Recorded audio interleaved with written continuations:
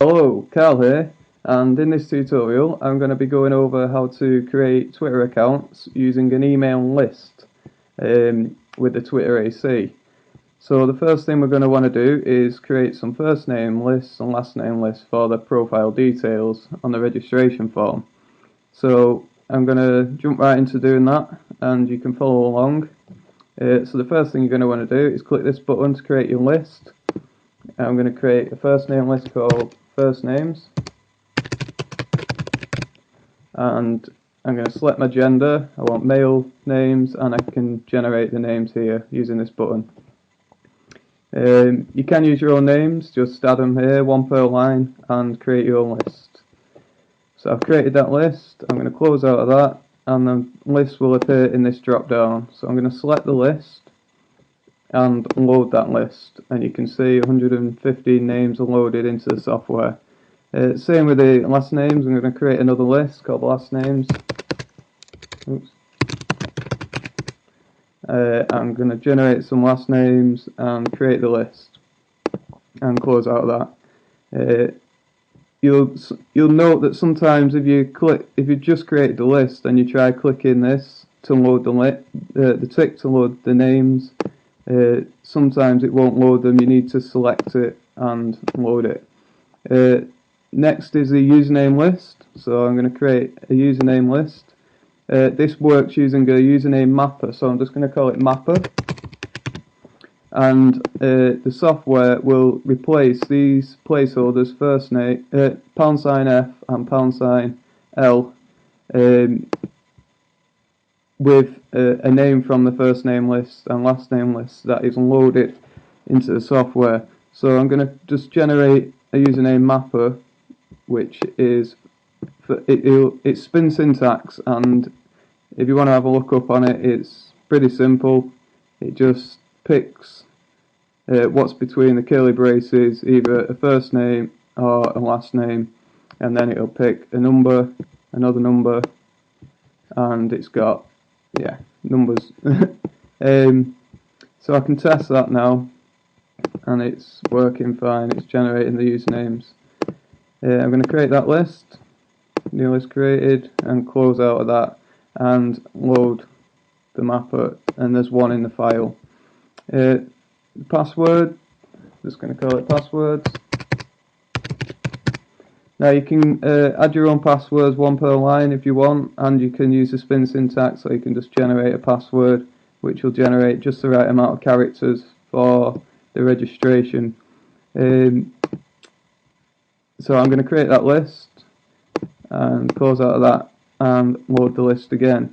Now you're not going to have to do this every time that you open the software. You'll be able to just use your names lists as they're saved in text documents and just load them. You just need to remember to load the lists before you start the account creation. For this tutorial I was doing an email list, so I'm going to create an email list. I'm going to use Hotmail accounts. I've just created some fresh ones here using the Hotmail account creator, which doesn't come with the software, but you can get it from me. You can get it using the link here. If you click this link, it'll take you to the page. It creates Hotmail accounts, and you can add inbox rules, proxy connections, and generate your own usernames. It's quite a good account creator if you want to get that too. So I'm going to paste these emails. As you can see, it's an email, colon, and then the password. That's the format that they have to be in. So I'm going to paste them in there and set my mail server settings to Hotmail using the auto buttons here. You can also set Gmail if you wish. I'm using Hotmail. Just make sure that these are correct if you're using a different email provider service, and make sure you test your connection. It will randomly pick an account from the list and test its connection. Testing connection. Come on. Try that again. Alright, so we're connected there. Try another one. Yeah. So these accounts are working. I'm going to name my list emails. Email list 1 and create the list. So we've created that list. Now I can load that list. See, I need to select my file, and I've got 9 accounts there, which means I can create 9 Twitter accounts if I want to do them confirmed. Next is the accounts list, which is pretty simple. Just name your list, your accounts list, whatever you want to call it. Just call it accounts 1 and create the list. That also needs to be loaded too. So, make sure you selected the list. There will be one in the file. If you can use this search button, and it will open the file in a text document or whatever format the file is in. So I'm going to just show you this now. This is what it will generate when you create the CSV file. First name, last name, password, email, the proxy that was used to create the account, if it's confirmed or not, the email data which is used when this CSV file is loaded back in to the software for the account confirmation, the confirmation link for what gets grabbed from the email, and that's it. So if you do open this, the accounts file, make sure you close it before you create the accounts, otherwise the accounts won't be able to save to the CSV file. So if you want to use proxies, which you can, I'm going to use proxies for this tutorial just to show you how it works. Go to proxy tools, and we're going to create a list called proxies. I'll call it my proxies, and I'm going to get my proxies, which are private proxies. They're good private proxies, which you can get from this site, myprivateproxy.net. There's a link there. Just close that. There's a link there to get some if you want to. And it's just one per line, and then it's your IP, colon, port number, colon, your username, and your password to authenticate the proxies. So I'm going to create that list, new list created, and close out of that. Once I've created it, I need to load this. So it's saying global proxies loaded. I have 11 there. There is a proxy checker. If you want to test your proxies, you can add them in here, and it's multi-threaded up to 50 threads. You can test public proxies on here too, and then you can just load the good proxies as your global proxies once you've tested them. So I'll test them quickly just to show you. And it's complete. Proxies tested 11, proxies passed 11 because of private proxies.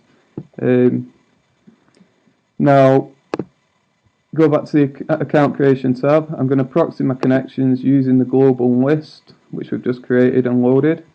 This feature, auto remove email accounts, is for when you're using the email lists, which we are doing because we're using these accounts. What it'll do is when the account's successfully been created, it will remove the email from the list so it don't use it again.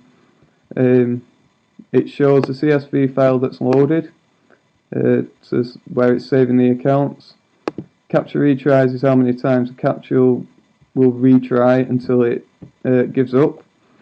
Threads is the number of simultaneous browsers that is running at the same time. So I'm going to be creating 9 accounts, as I only have 9 emails, and I'm going to use 9 threads. So each browser will be creating 1 account on each thread.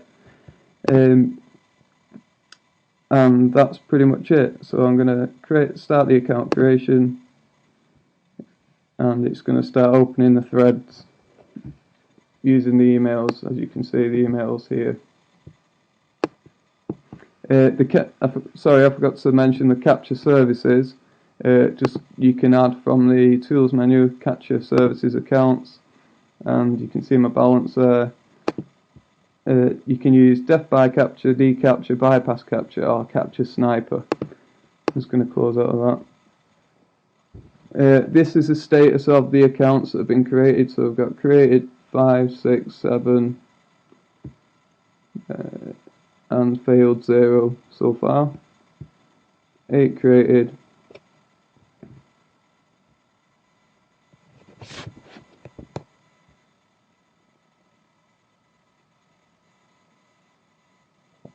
Right, so we had one which failed, and 8 have been created.